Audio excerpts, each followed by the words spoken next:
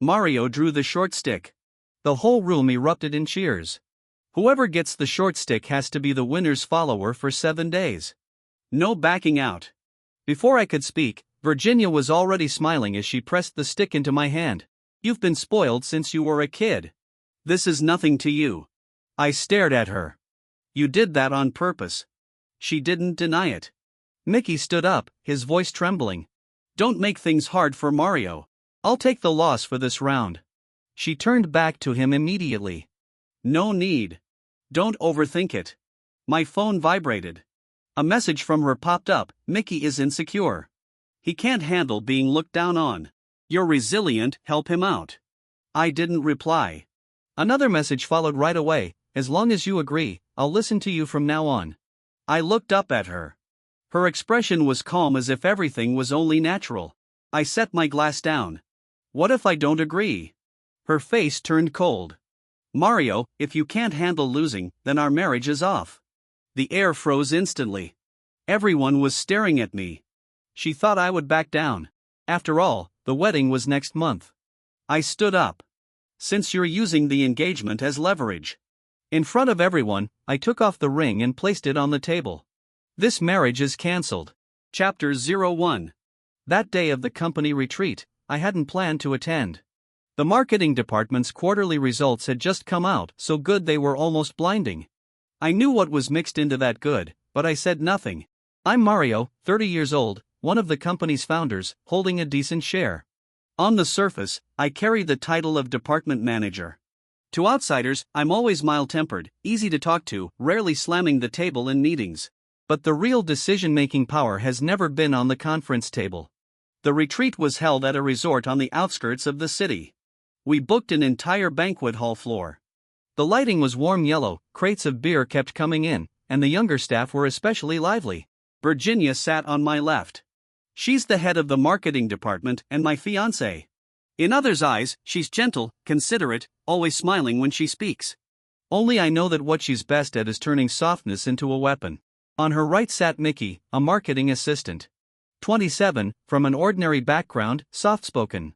At work, he always kept his head down like he was afraid of stepping on someone's shadow. But I've seen the look in his eyes when he raised his head in the parking lot. There was nothing submissive about it. After several rounds of drinks, someone suggested a game of drawing sticks. Whoever gets the short stick has to be the winner's follower for 7 days. Cheers broke out everywhere. I wasn't interested, but I didn't refuse either.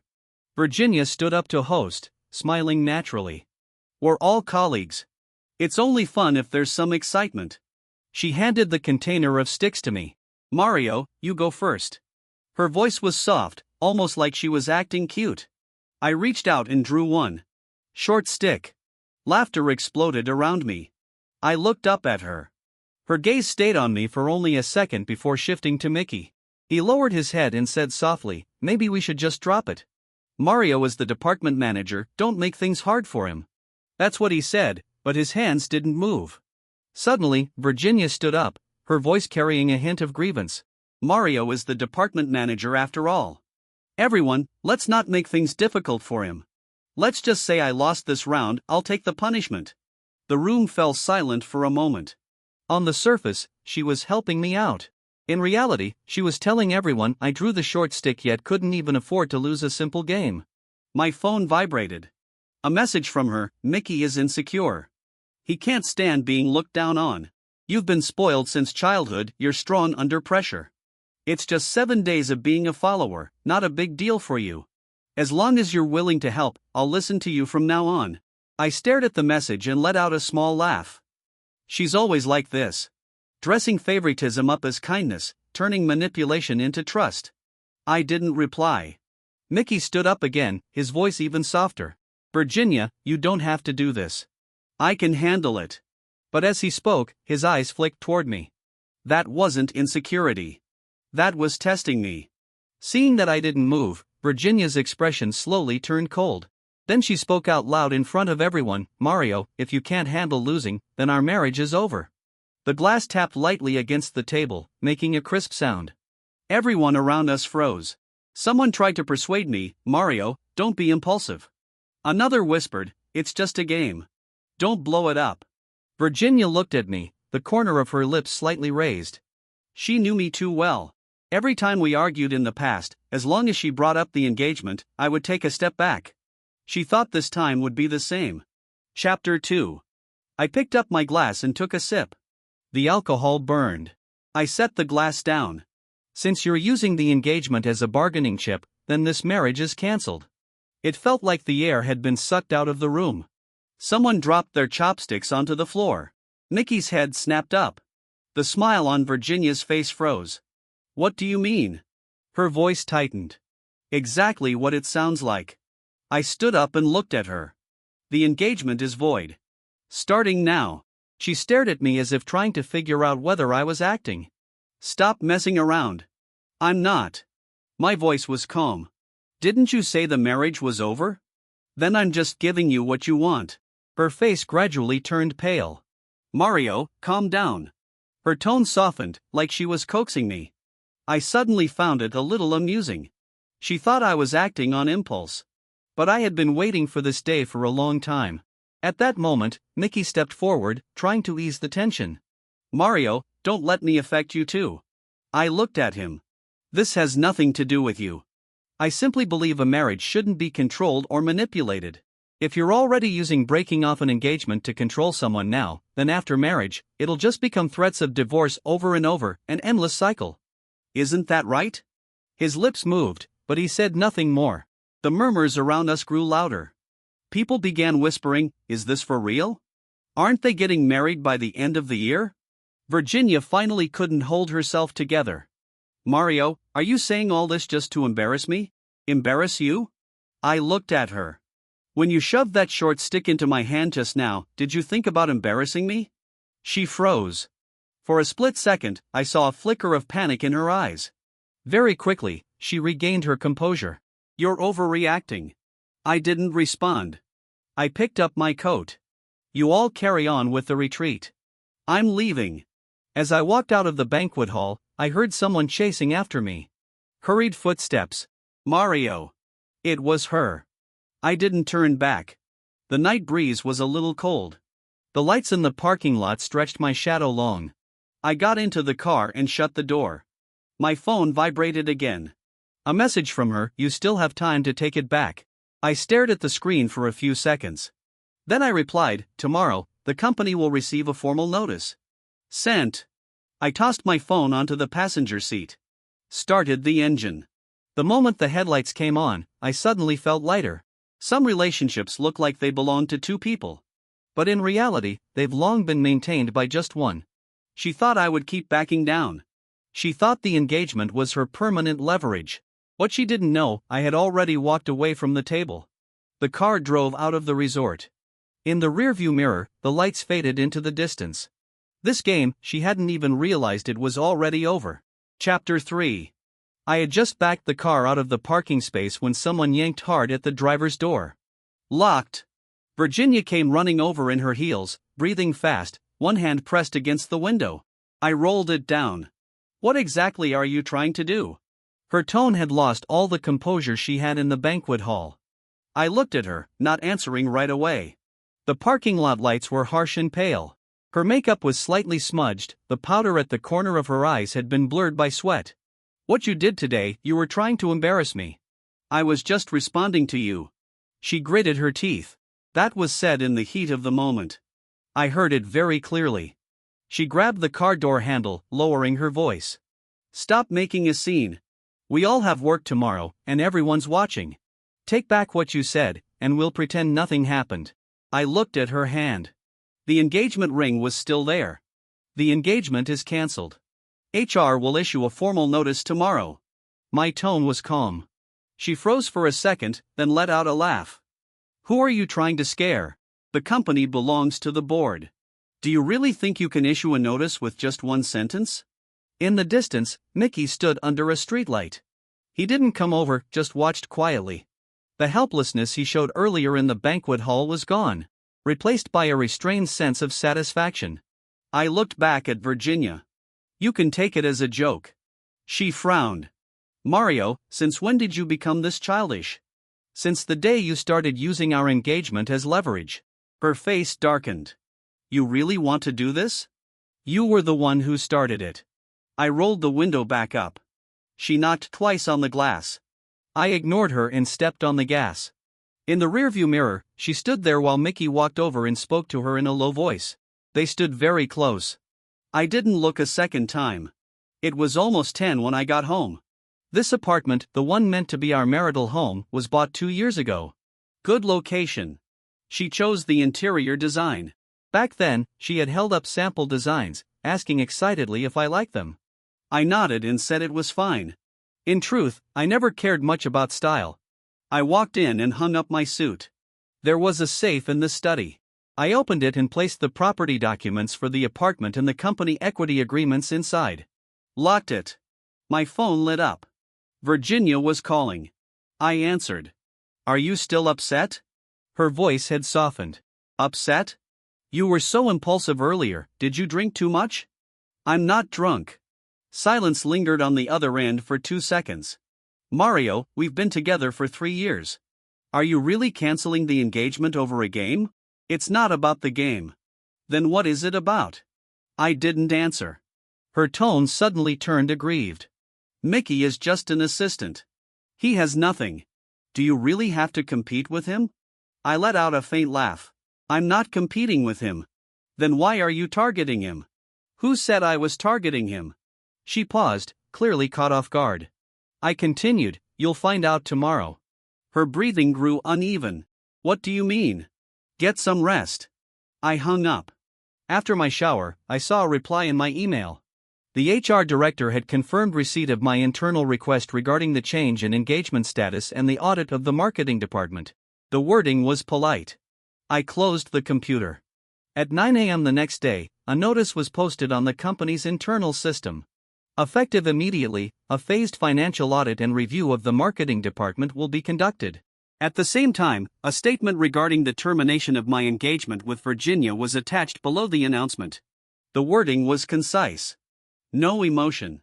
At 10 o'clock sharp, the marketing department floor had noticeably quieted. I had just entered my office when my assistant knocked. Manager Mario, Director Virginia would like to see you. Let her in. The door opened. Virginia walked in, her face cold. Have you lost your mind? She threw her phone onto my desk. An audit. What are you trying to do? I flipped open a folder without looking up. Routine review. Since when are you so diligent? I closed the file and looked at her. The marketing department is a key division. Clear accounts are only normal. She lowered her voice. Are you taking revenge on me? I'm fulfilling my responsibilities. She let out a bitter laugh. Don't forget I'm the head of the marketing department. For now. Her expression froze. What do you mean? During the audit period, all budget approvals are suspended. I'll take over temporarily. She stared at me. For the first time, a crack appeared in her composure. You planned this all along. Chapter 4. I didn't answer. Her breathing was uneven. What you said last night about canceling the engagement, were you serious? Yes. She fell silent for a few seconds, then suddenly changed her tone. Mario, let's talk privately. Don't escalate this to the company level. It's already at the company level. You really have to go this far? Everything you said last night, everyone in the company heard it. She opened her mouth, but didn't continue. At that moment, there was another knock on the door. Mickey stood at the entrance. May I come in? I nodded. He walked in, still keeping his head slightly lowered, looking obedient as ever. I heard the marketing department is going to be audited. I'm worried it might affect project progress. Just cooperate. If this is because of last night, I can make a public apology. As he said that, his eyes were quietly observing my reaction. I leaned back in my chair. You think I'm targeting you? He waved his hands quickly. No, I'm just worried about the team. Virginia cut in, Mario, if this continues, the department's morale will collapse. If the accounts are clean, morale won't collapse. The air froze. Mickey's fingers tightened slightly. Our marketing department has always performed well. Good performance doesn't mean there are no problems. His face turned a little pale. Then we'll fully cooperate. After saying that, he looked at Virginia. She didn't say anything more. The two of them left the office together. The moment the door closed, I noticed the stiffness in her shoulders. At noon, the finance department began pulling contracts and reimbursement records from the marketing department over the past 6 months. The atmosphere in the office grew heavy. Employees whispered among themselves. I didn't participate in any of it. At 3 p.m., HR sent a follow-up notice. During the audit period, the head of the marketing department must submit all authorization records. Virginia stormed into my office again. You're even auditing my authorizations? Company policy. You've never interfered in this before. Now I need to. She stared at me for a long time. Are you really going to break up with me? Yes. Her voice suddenly dropped. You'll regret this. I didn't respond. She stood there for a few seconds, then turned and left. The door closed with force. In the evening, Mickey was called aside by finance for questioning in the hallway. When he came out, his face looked pale. When he saw me, he paused. For the first time, there was no trace of provocation in his eyes. Only tension. I walked back to my office. Outside the window, the sky was growing dark. My phone vibrated. A message from Virginia. Let's talk. Not at the office. I glanced at it and didn't reply. Some things no longer needed to be said in private. She thought I would still hold on to the past. She thought that as long as she softened, I would take a step back. But this time, there was no step back for me. The announcement had already been made. The audit had already begun. Everyone could see it. And finally, she realized this wasn't me losing control of my emotions. I had been prepared all along. Chapter 5. The marketing department audit entered its third day. The atmosphere in the office was even more oppressive than before. Finance and internal control staff sat in the meeting room as stacks of contracts were carried in. I didn't deliberately keep watch. At 10 a.m., the weekly company meeting began. This was a fixed meeting attended by all department heads. It was usually relaxed. Today was clearly different. The meeting room was full. Virginia arrived early, sitting by the window. Her makeup was flawless, her expression restrained, no trace of last night's agitation. Mickey sat beside her, flipping through documents with careful movements. I was the last to enter. Sat down. The meeting began. After the operations department finished reporting, it was the marketing department's turn. Virginia stood up, her voice steady. Regarding the recent audit of the marketing department, I'd like to make a brief statement. She glanced at me. The team has been pushing projects under high pressure. There may be minor flaws in certain processes, but the overall performance speaks for itself. As she spoke, there was a faint note of grievance in her tone. If personal emotions are affecting the department's operations, I'm willing to take responsibility. Someone in the room coughed lightly. It was a clever statement. She didn't name anyone, but it naturally directed suspicion toward me. I didn't interrupt. She continued. The personal matters between Mario and me shouldn't involve the company. Several gazes shifted toward me. I picked up my glass of water, then set it down. At that moment, Mickey stood up. Leaders, if this audit is because of me, I'm willing to resign voluntarily to avoid affecting the team. He sounded sincere, even a little choked up. I'm just an assistant. I don't want my personal situation to bring doubt onto the marketing department. A few department managers exchanged glances. Someone whispered, the young guy has a sense of responsibility. Virginia reached out and pulled him slightly. Don't be impulsive. The coordination between them was seamless. As if they were the misunderstood side. I opened the folder in front of me. Are you done? The room fell silent. Virginia looked at me. Do you have anything to add? I pushed a few printed pages to the center of the table. These are the marketing department's expense details over the past 6 months. My tone was flat. Ad placements, channel rebates, outsourced planning costs. The numbers look very good. I paused briefly. Also very concentrated. The finance director looked up.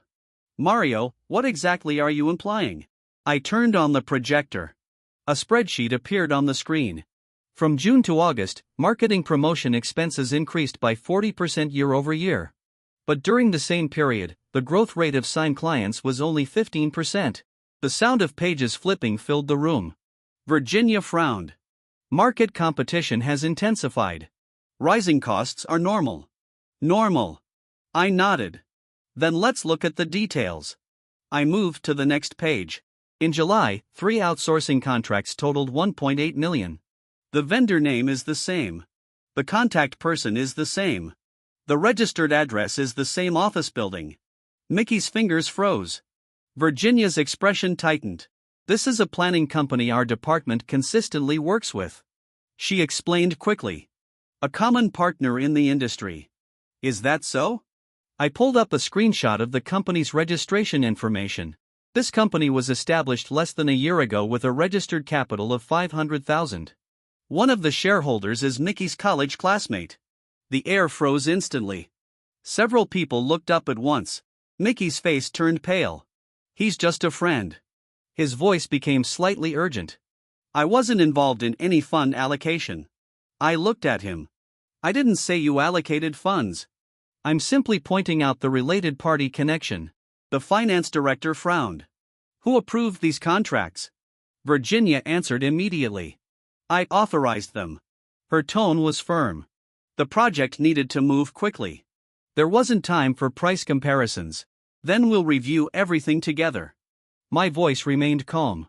Since you authorized it, the audit will be more comprehensive. She looked at me. For the first time, unease surfaced in her eyes. You're suspecting me? I'm questioning the data. Chapter 6. No one spoke in the meeting room. The operations director said quietly, if there's a risk of related party transactions, it must be clarified. Mickey remained standing, his palms visibly sweating. I can cooperate with the investigation. He tried to stay composed. But I hope no one is misled. I didn't look at him again. Misled? I flipped to the next page. 2 events in August, the venue costs doubled. Compared to the same period last year, same hotel, same scale. Explanation? Virginia pressed her lips together. Prices have gone up. Someone in the room sighed softly. The finance director spoke. Mario, where did you retrieve these figures from? The financial system. The original documents are still under audit. I nodded. This is just a preliminary comparison. I closed my laptop. I'm not drawing conclusions. But the issues are already here. Virginia finally couldn't hold it in. You're trying to humiliate me in public. If you think data is humiliation, then the problem is even more serious.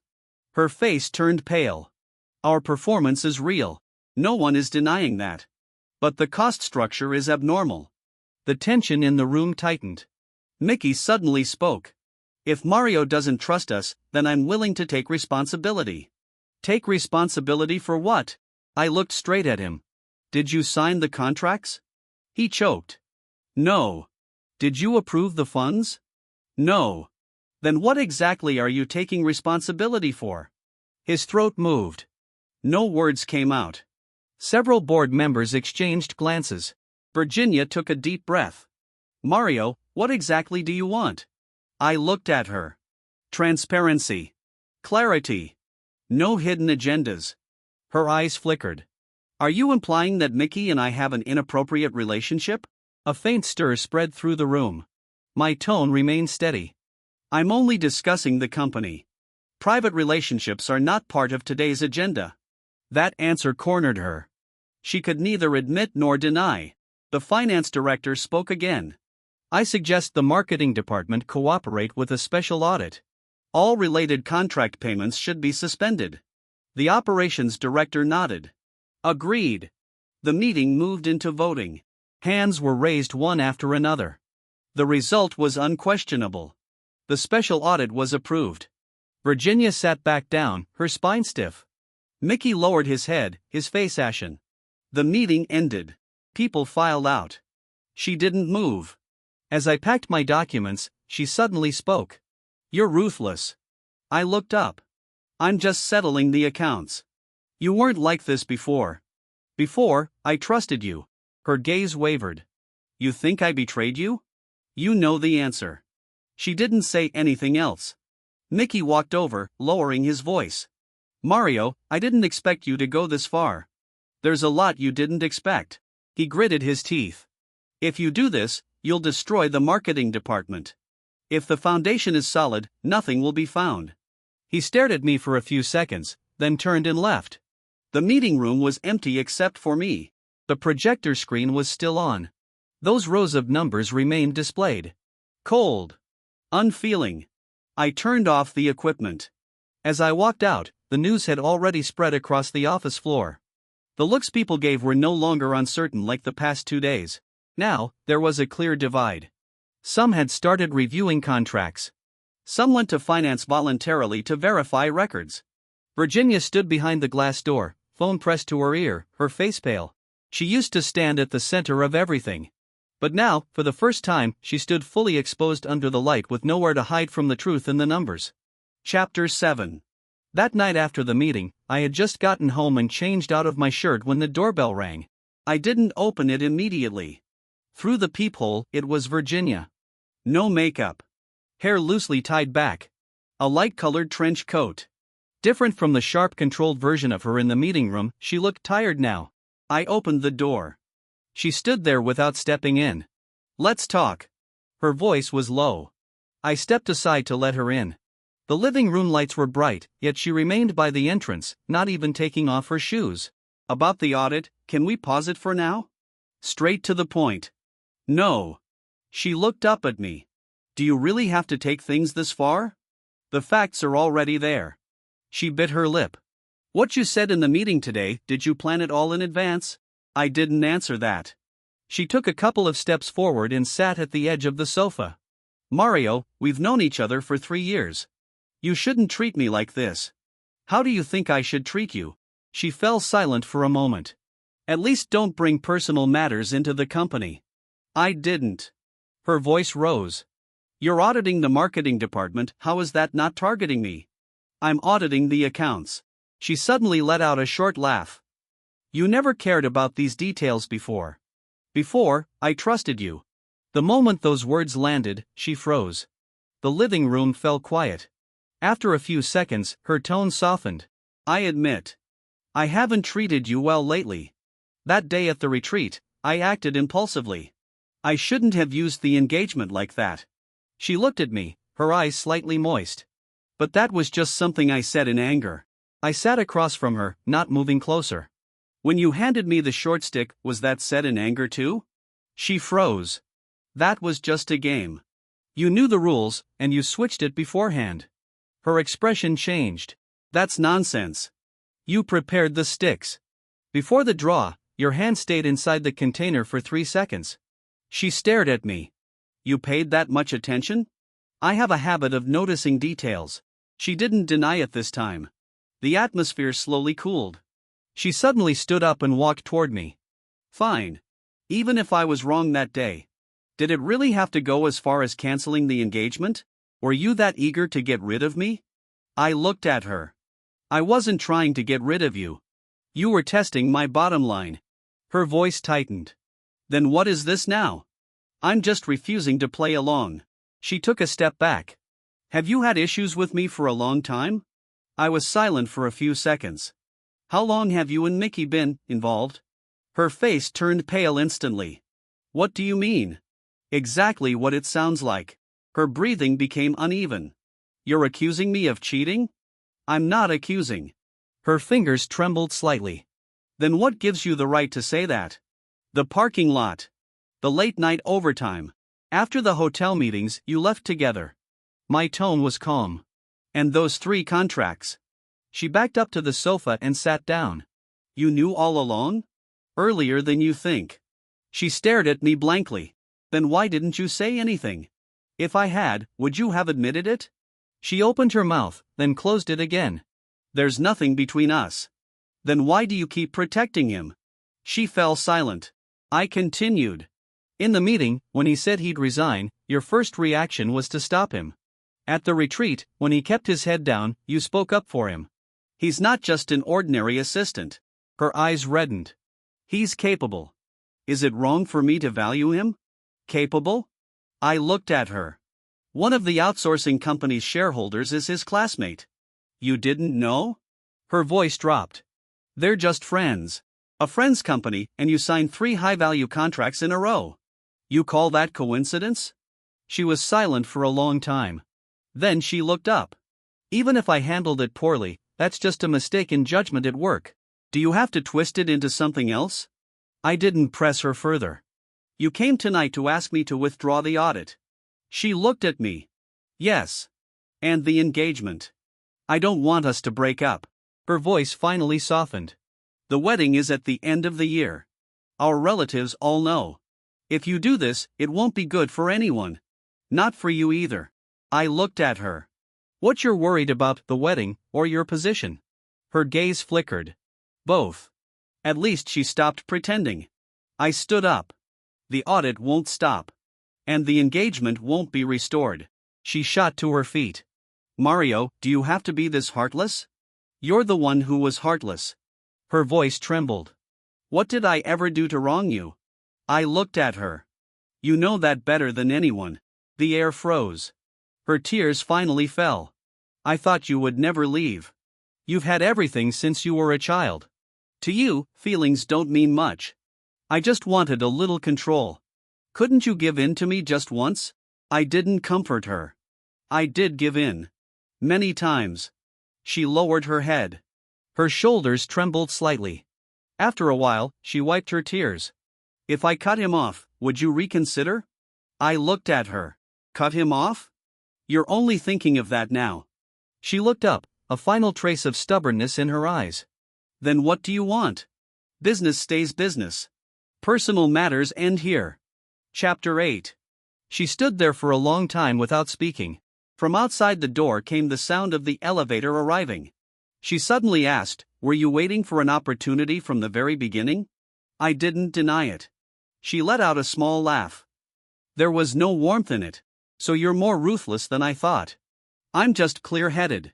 She turned and walked toward the door. Her hand paused on the handle for a second. Mario, you'll regret this. That's my business. The door closed. The living room fell silent again. I stood there, not going after her. She had finally realized this wasn't an emotional argument. It was a structural shift. She was no longer standing in front of me, nor behind me. She had been pushed into the light. And I was no longer shielding her. The next morning, as soon as I entered the office, my assistant told me someone was waiting in the meeting room. I didn't need to ask who. When I pushed the door open, Mickey was sitting at one end of the long table. He wasn't lowering his head over documents like usual. Instead, he leaned back in his chair, hands clasped. His expression was heavier than in the past few days. Mario. His tone was no longer restrained. I sat down. You wanted to see me? Yes. He looked straight at me, no longer avoiding my gaze. We need to talk alone. We already are. He paused for 2 seconds, then got straight to the point. Do you really think digging up a few contracts is enough to bring me down? There was suppressed anger in his voice. I looked at him. I'm auditing the marketing department, not targeting you personally. He let out a cold laugh. Stop pretending. You've never liked me. That day at the retreat, you canceled the engagement in front of everyone just to humiliate me. You think because of your status, you can decide other people's fate? I didn't engage with his emotions. Get to the point. He leaned forward. The point is, you're too full of yourself. You built this company on your family's resources and now you speak with shares and power. But the marketing department's performance, that's something we fought for on the front lines. Without Virginia, without me, would you even be sitting where you are today? He spoke rapidly, his eyes filled with long-suppressed resentment. I looked at him, my tone still calm. So you finally stopped pretending. He froze. What do you mean? An insecure assistant wouldn't say things like that. His expression shifted slightly. People change. You think I'll always be the one serving you tea? I didn't argue. He continued. Virginia is with you because you have good conditions. But what have you given her? You're busy making decisions, busy controlling shares. What she needs is support, understanding. And that's something you can't give. There was no longer any restraint in his voice. I leaned back in my chair. You seem to understand her very well. At least better than you. He stared at me. She'll leave with me sooner or later. You can't live without her. What you're doing now is just to scare her. The room was so quiet that only the hum of the air conditioning remained. I looked at him. You think I'm acting out of anger? Isn't that the case? His eyes were certain. You canceled the engagement to force her to come back. You're auditing the marketing department to push me out. Once she gives in, you'll stop. I didn't answer. Instead, I took out a document from my briefcase. I pushed it in front of him. Take a good look. He lowered his head. It was the company's equity structure chart. At the top, my name. The shareholding ratio was clear. Board seats listed plainly. The clause assigning approval authority over the marketing department's budget was marked in red. He flipped to the last page. His fingers stiffened. What does this mean? It's simple. Any marketing department budget over $500,000 must go through me. And the final signing authority on contracts is also mine. His face gradually turned pale. But before, Virginia said. What did she say? She said the marketing department was under her control. Being responsible doesn't mean owning it. I looked at him. You thought you were part of the decision-making, but you were only executing. His throat moved. Then why didn't you step in before? Because I gave her space. But space isn't indulgence. He suddenly looked up. So what, you're trying to push both of us out now? If the audit finds issues, there will naturally be consequences. For the first time, panic appeared in his eyes. Those contracts were just handled a bit flexibly. That's how the industry works. No one is clean. I replied calmly. How the industry works doesn't mean the company has to follow. He stood up. If you do this, you'll ruin her. I'm not the one ruining her. His breathing grew rapid. You're ruthless. You really don't care about any of the past between you? Chapter 9. You think you're qualified to talk about loyalty? The moment those words left my mouth, he froze. I continued. That look you gave me at the retreat, I remember it. And in the meeting room, when you offered to resign, I remember that too. You weren't trying to take responsibility. You were trying to make everyone think I was suppressing you. His lips moved. But no words came out. I took the document back. You want to replace me. But you don't even understand the company's structure. He stayed silent for a long time. Then spoke in a low voice. Does Virginia know all this? She understands it better than you. That sentence stunned him completely. Then why would she? He didn't finish. Because the answer was already right in front of him. I looked at him. You thought the two of you were on the same side. But she never showed you all her cards. His expression darkened. You're trying to drive a wedge between us. I'm just stating facts. He suddenly laughed. A forced laugh. Even so, she still won't choose you. She's already disappointed in you. Someone like you always puts interests first. I didn't argue. Feelings aren't a cover. And they're not a tool. He fell silent. The air in the meeting room felt heavy. A few seconds later, he sat down again. His tone was no longer as aggressive. If I step back now, will you let her off? What makes you think you're in a position to negotiate that? He clenched his fists. Then what exactly do you want? When the audit ends, there will naturally be a result. He stared at me, his gaze complicated. The arrogance was gone. For the first time, he truly understood the gap. Not a gap in position. A gap in structure. He had always thought that standing beside her would let him shift the balance. But now, he didn't even understand his own place. Footsteps sounded outside the door. My assistant knocked. Finance needs your confirmation on a contract. I stood up. This conversation is over. Mickey didn't try to stop me. As I reached the door, he asked in a low voice, do you really not care about her anymore? I paused for a second. That's not something you need to worry about. I pushed the door open and walked out. The hallway was brightly lit. Inside the meeting room, he remained seated. His back stiff. At that moment, he finally understood he was never a contender. He had simply misjudged his place. Chapter 10. The special audit lasted an entire week. Finance reviewed every original document one by one, internal control verified vendor backgrounds, and legal re-examined contract terms. When the meeting notice was sent to the board, no one was surprised. 9 a.m., boardroom. The long table was filled on both sides. I sat to the right of the head seat. Virginia sat across from me. She wore a dark suit, her makeup precise, her expression restrained. Mickey sat further back, without speaking rights. The finance director spoke first. Regarding the results of the special audit of the marketing department, We will now present our findings.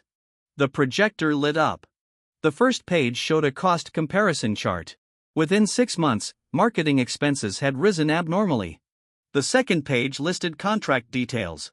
3 vendors were found to have related party connections. The third page displayed bank transaction flows. The movement of funds was clear. The meeting room was so quiet that only the sound of pages turning could be heard. Finance continued. 2 of the outsourcing payments were transferred out through related companies within 7 days of receipt. The receiving accounts are linked to internal personnel within the marketing department. No names were mentioned, but everyone knew who it pointed to. Virginia's hand rested on the table, her fingertips pressing hard. This is standard industry practice. She spoke. Channel agencies subcontract all the time. Legal looked up. The issue isn't subcontracting, it's undisclosed related party involvement. The contracts did not disclose these relationships during approval, which violates company policy. She pressed her lips together. That was a procedural oversight. Finance flipped to the next page. For 2 offline events, venue costs exceeded market averages by 60%. Compared to pricing records from the same hotel, there is a clear discrepancy.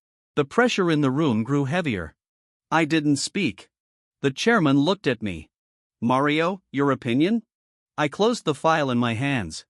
The head of the marketing department should bear responsibility for approval failures.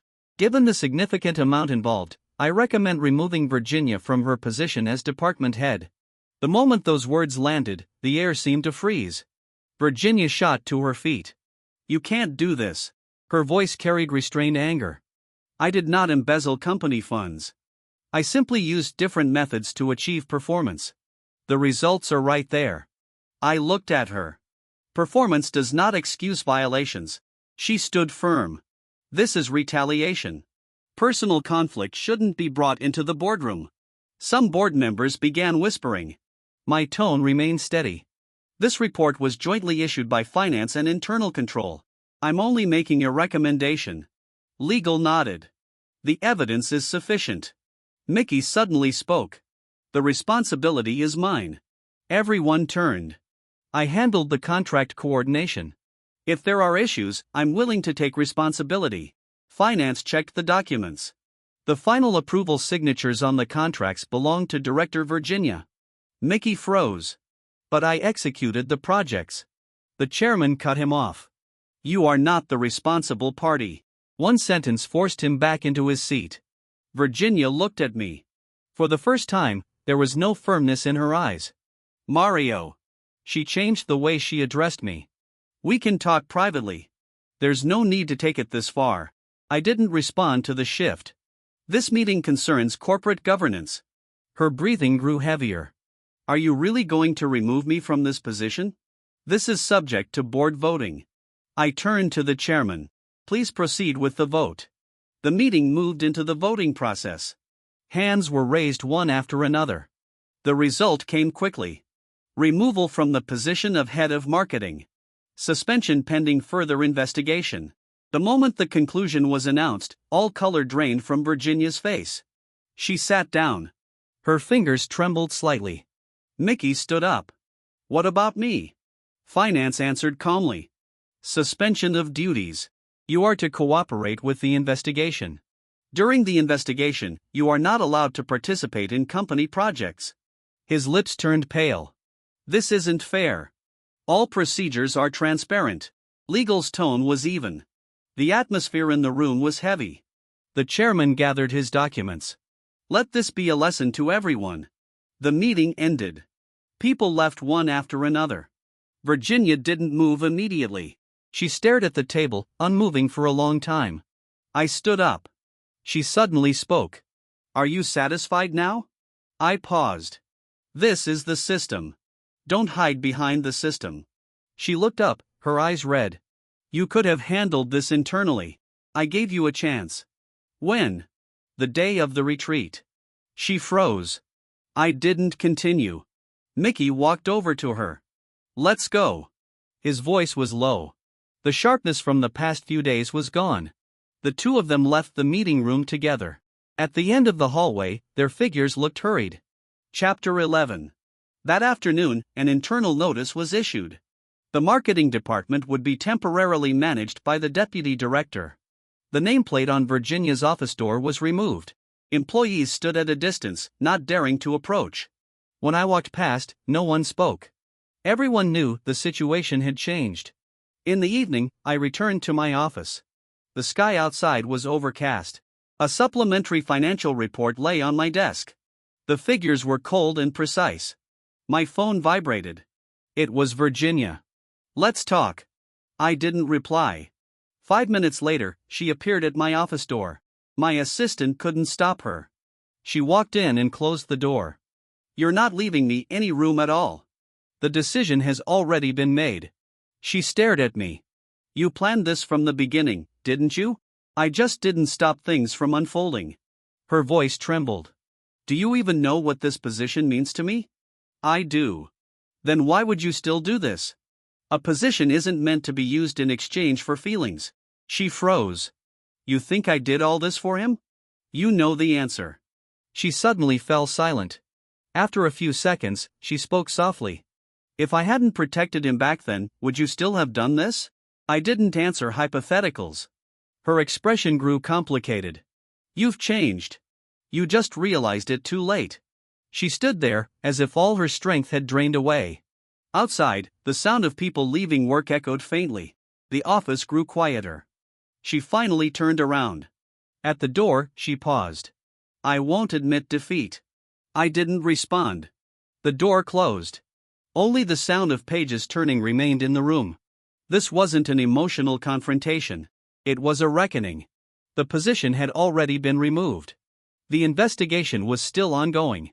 The situation was no longer under her control. 3 days after the board meeting, HR formally issued the final decision. Virginia was removed from her position as head of the marketing department, transferred away from core business lines, pending further audit conclusions. Mickey's employment contract was terminated effective immediately. The document was calm and precise. No extra emotion. At 10 a.m., as I walked out of a meeting room and reached the office entrance, I saw the receptionist looking uneasy. "Miss Virginia is waiting downstairs for you." I nodded.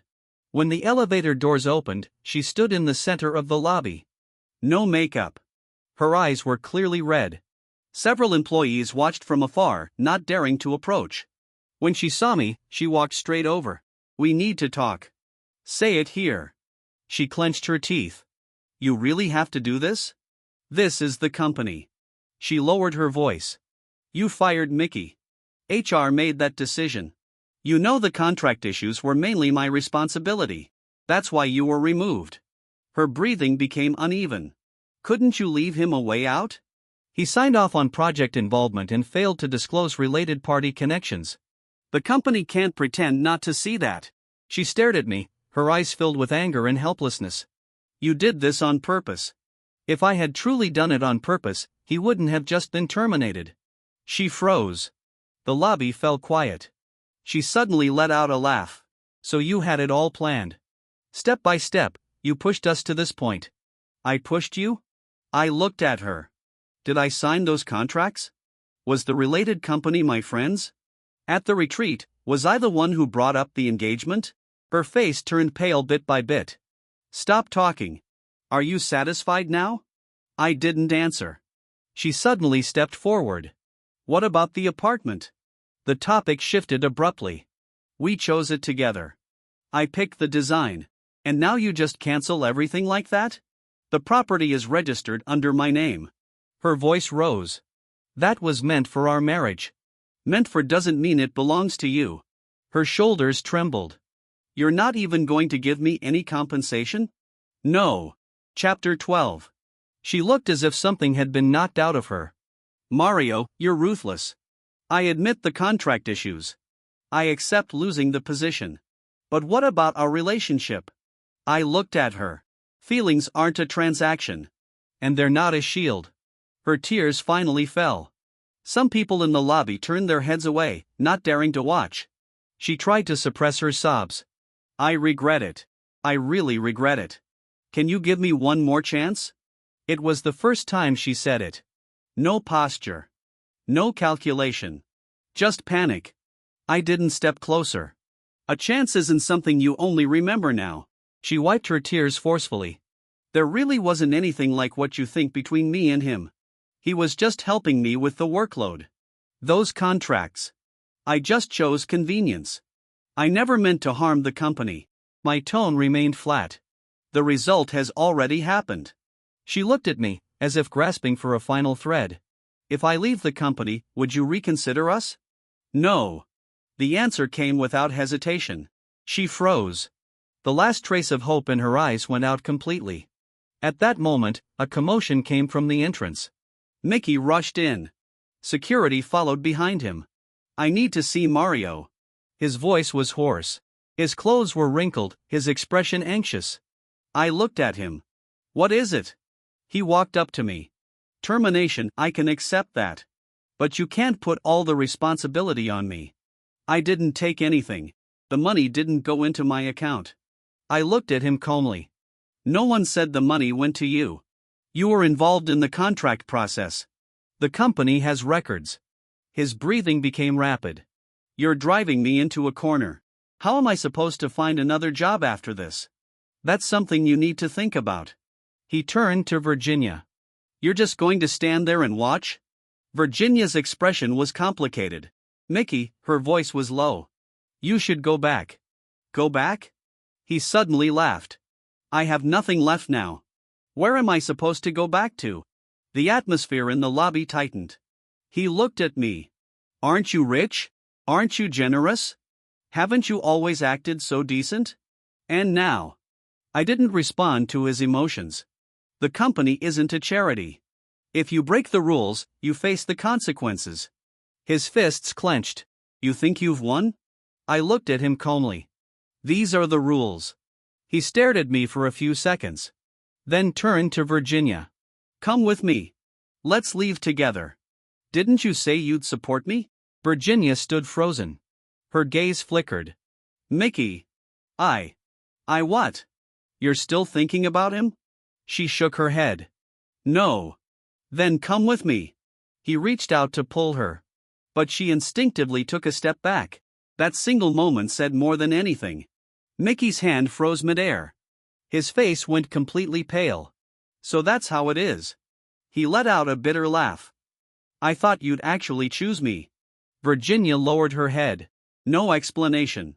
He withdrew his hand. Fine. I understand now. He turned and walked away. This time, he didn't look back. Only the two of us remained in the lobby.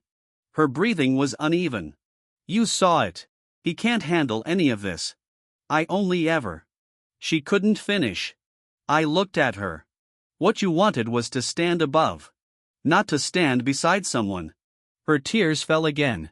I was wrong. Truly wrong. I thought you would never leave. I thought you would always be there. I didn't comfort her. People aren't bargaining chips. And neither are feelings. She cried quietly. Like something inside her had collapsed.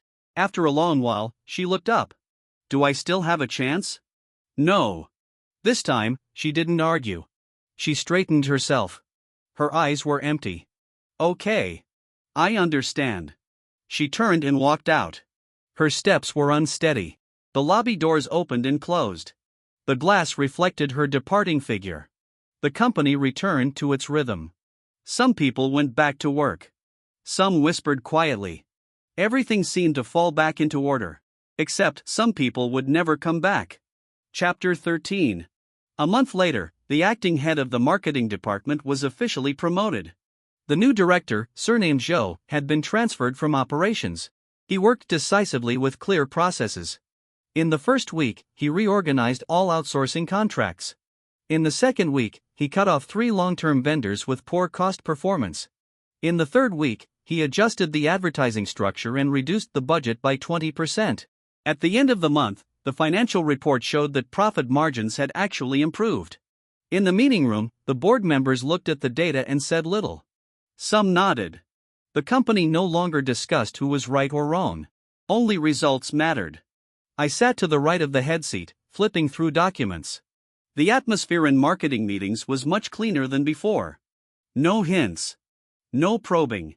Execution was simply execution. After the meeting, Director Joe stayed behind.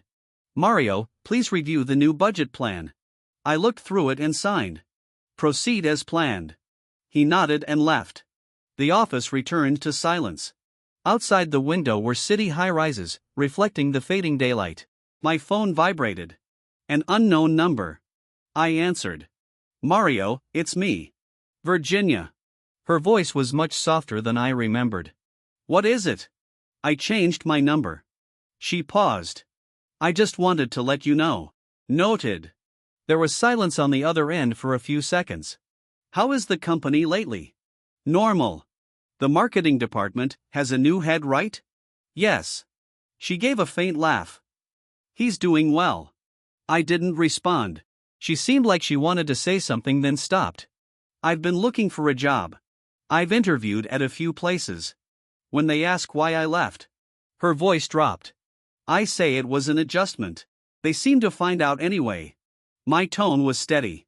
The industry isn't that big. I know. Her breathing grew slightly uneven. Mickey left. I heard he went to another city. I didn't ask for details. Are you still in touch? No. She answered quickly. Then added, he blames me. Says I didn't go with him back then. I looked out the window. That's between the two of you. Silence followed.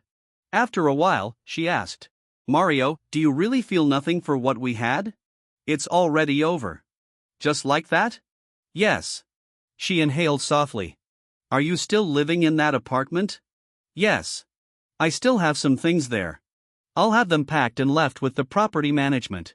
She didn't object. Okay. A few seconds later, she suddenly asked, can you give me another chance? This time, her voice was very soft. No crying. No desperation. Just one last attempt. My tone didn't change. No. She didn't hang up immediately. Her breathing was clear. I understand. She said. Actually, I already knew that day in the lobby. I just wanted to ask one more time. I didn't respond. Are you doing well now? She asked. I'm fine. That's good. The call ended. I placed the phone back on the desk. I didn't block the number. Didn't save it either. Just a number. In the evening, I stood in front of the floor-to-ceiling window in my office. The city lights gradually came on. My reflection appeared in the glass. This past month had moved quickly. The audit ended, the department restructured, contracts renewed. Many people had asked whether it would affect the company's reputation. The answer was clear: when direction is firm, the team adapts quickly. Later, my assistant knocked. The materials for tomorrow's signing ceremony are ready. Leave them on the desk. Understood. The door closed. On the desk lay the contract for a new channel partnership. Not a large amount, but the terms were clear. No room for ambiguity. I flipped through the last page and signed. My phone vibrated again. A message. Sorry. Just that one word. No name. I knew who it was. I looked at it for a few seconds. Didn't reply. The screen went dark. I opened my contacts. Found the number. Deleted it. Without hesitation. Night had fully fallen outside. The city was still bustling. The end of many relationships doesn't come with dramatic scenes. It's just a moment when you realize the other person is no longer part of your future. She once thought I couldn't live without her. Thought the engagement was a lasting card she could always play. But once that card was torn apart, it turned out to be nothing more than paper. I turned off the office lights. Walked out. The hallway was quiet. The elevator doors slowly closed. In the reflection, my expression was calm. Feelings are not bargaining chips. Nor are they tests. Some people think you can't leave only because you once tolerated too much.